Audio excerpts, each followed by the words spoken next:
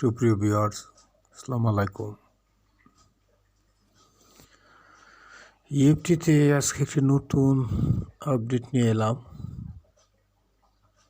অনেকেরই অনেক প্রশ্ন।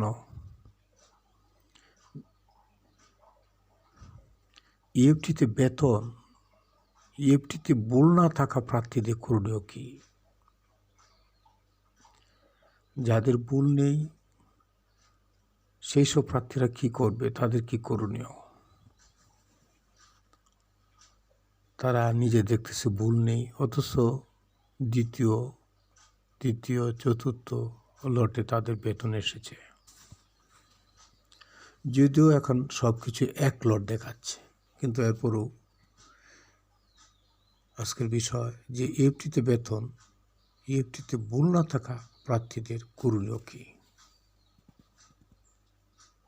দ্য ডেইলি ক্যাম্পাসের আজকের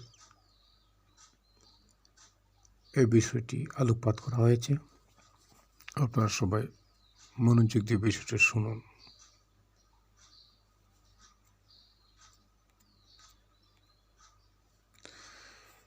হেডলাইন: ইএফটিতে বেতন ভুল না থাকা প্রার্থীদের করণীয়।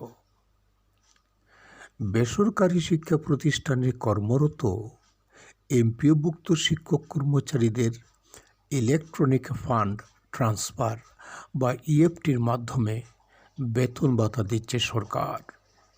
তবে অনেকেই এখনও বেতন পাননি।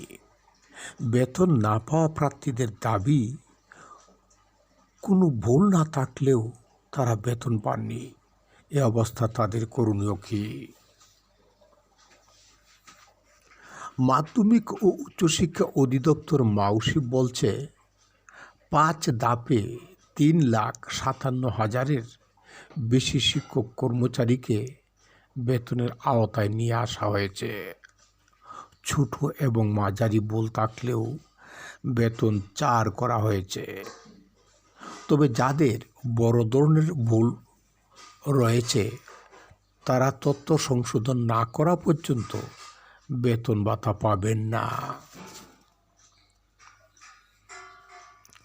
তিনি আরও বলেন, 5ম ধাপের বেতন প্রক্রিয়াধীন থাকা অবস্থায় প্রতিষ্ঠান প্রধানদের জন্য ড্যাশবোর্ড উন্মুক্ত করে দেওয়া হবে। তখন তারা লগ ইন করে কোনো সমস্যার কারণে সংশ্লিষ্ট প্রতিষ্ঠানের শিক্ষক কর্মচারীরা বেতন পাননি সেটি দেখতে পারবেন। এরপর প্রয়োজনীয় সংশোধন সাপেক্ষে বেতন 4 করা হবে। এ পরিপ্রেক্ষিতে গত 5 অক্টোবর বিশ্ব শিক্ষক দিবসে ইএফটিতে বেসরকারি শিক্ষকদের এমপিওর বেতন ভাতা দেওয়ার ঘোষণা দেয় শিক্ষা মন্ত্রণালয়। এরপর 3,80,000 শিক্ষক কর্মচারীর তথ্য যাচাই শুরু করা হয়।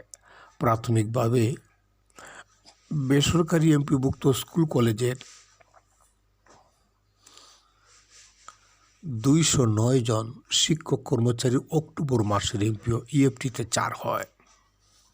পরবর্তী সময়ে গত 1 জানুয়ারি 1,89,000 শিক্ষক ইএফটির মাধ্যমে বেতন ভাতার সরকারি অংশ টাকা পেয়েছেন। দ্বিতীয় ধাপে 67,000, তৃতীয় ধাপে 84,000 এবং চতুর্থ ধাপে 8,200 এর অধিক শিক্ষক কর্মচারীকে ডিসেম্বর মাসের বেতন দেওয়া হয়েছে। 5ম ধাপে 8,887 শিক্ষক কর্মচারীকে বেতন দেওয়া হবে। অবশিষ্ট শিক্ষক কর্মচারীরা বেতন পাওয়া নিয়ে দুশ্চিন্তায় রয়েছেন। তো সর্বশেষ একটাই বিষয় যে এডিট অপশন চালু হবে এবং অলরেডি হয়ে গেছে। যাদের ভুলে যাদের নাম যায়নি অথবা কোনো কিছু ভুল আছে তাদের ইএফটি সার্ভারে ইএমআইএস সার্ভারের ডাটা আপডেট চালু হয়েছে। সেই ডাটা আপডেটে আমরা স্বাভাবিকভাবে দেখি পিডিএফ চিহ্ন এবং আই চিহ্ন বা চক্ষু চিহ্ন, কিন্তু এখন একটা নতুন চিহ্ন যুক্ত হয়েছে, এটা পেন্সিল আইকন। সেই পেন্সিল আইকনে আপনি যদি ক্লিক করেন তাহলে আপনার আবার পুনরায় আপনার ফাইল আপডেট করতে পারবেন। তো পিডিএফ আইকন, আই আইকন এবং ডাবল প্লাস এবং ওকে যদি লেখা থাকে তাহলে তাদের ফাইল আর পুনরায় দিতে হবে না। কিন্তু যাদের নামের প্রথমেই